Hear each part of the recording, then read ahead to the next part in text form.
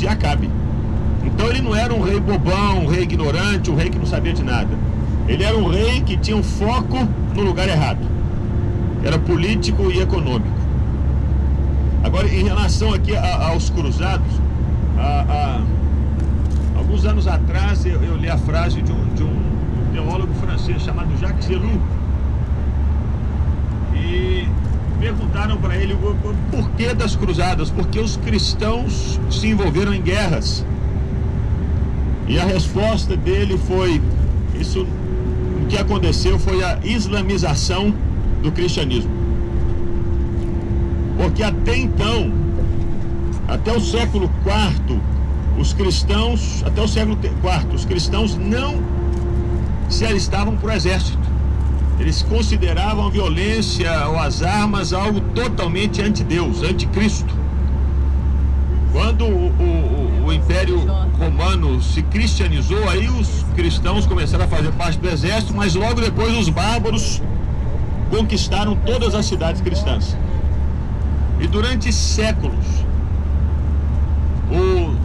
os cristãos não fizeram guerra. Até que no século VII, Maomé nasceu e começou a sua conquista do Oriente Médio, de outras terras, se encontrando com cristãos e destruindo cidades cristãs.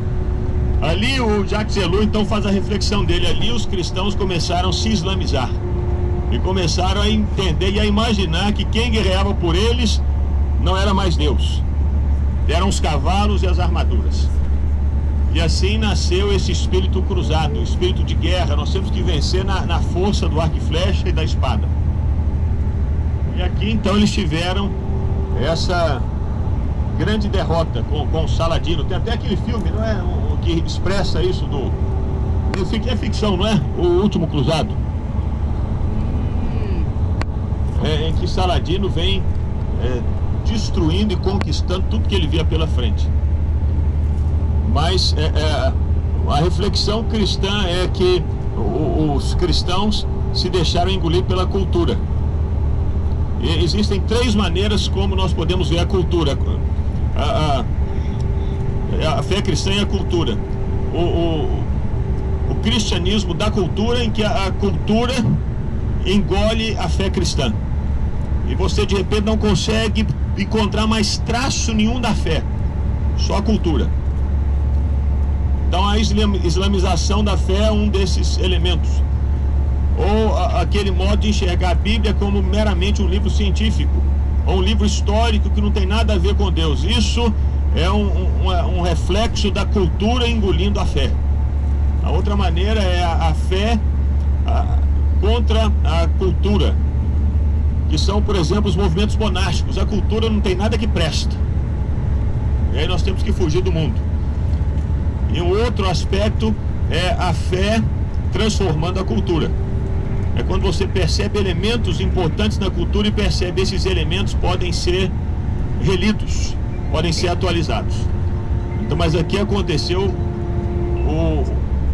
a fé sendo engolida pela cultura, pelo islamismo, né? A cultura da guerra.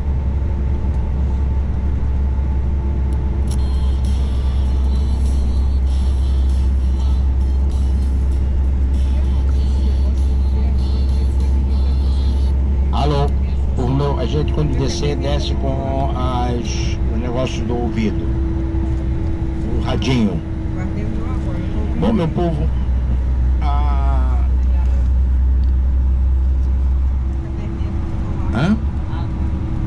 e pegar, gente, beber muita água,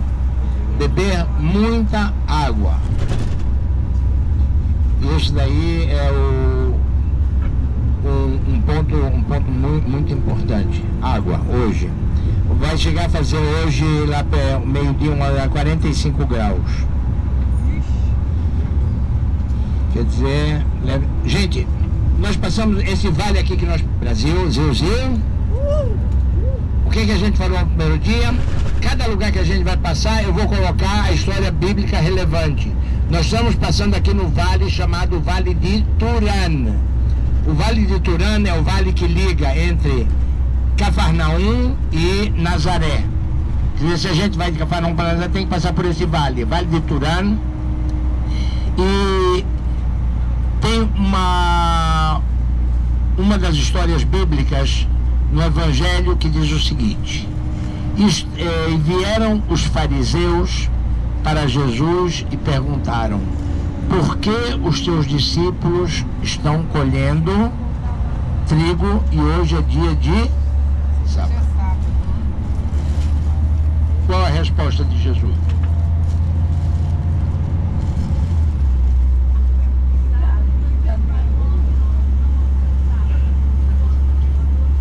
Eu estou aqui discutindo com Rosana aí.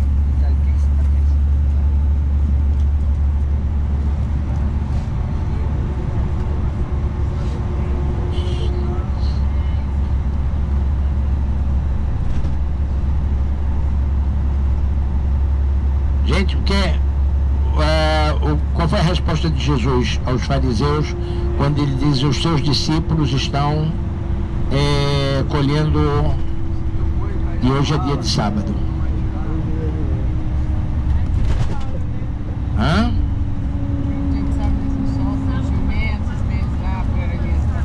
Gente, essa é uma resposta bem filosófica. A ideia é o seguinte: eu quero dizer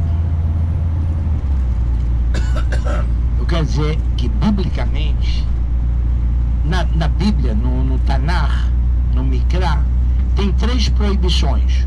O homem não pode plantar, não pode acender fogo e não pode colher no sábado.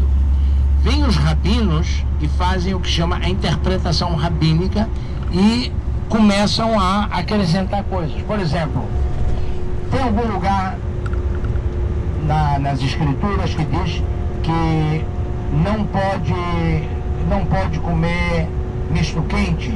Não. A proibição é não poder cozinhar o cabrito aonde? No leite da mãe. Ou seja, havia o costume de ordenhar a mãe e matar o filho para cozinhar o filho. Fica delicioso, é o que a gente chama de estrogonofe, delicioso. Mas vieram alguém bíblico diz assim: existe uma imoralidade. Como existe uma imoralidade aqui em Israel, a propósito, se alguém disser para você que você está comendo pâté de foie gras, você saiba que é mentira. Em Israel não se pode mais obrigar Você sabe como é que faz pâté de foie gras? Sabe ou não sabe? Sabe pâté de fígado de ganso, sabe como é que fazem? Você abre a boca do ganso, coloca um cano e coloca milho e ele vai receber 10 vezes mais comida do que ele pode comer. E isso cria que o fígado dele incha e fica gorduroso. É uma doença. E a gente tem muito prazer em comer. Quer dizer, aqui em Israel proibiram isso. Quer dizer, você mata o ganso, mas você não pode, durante a vida do animal, torturar ele.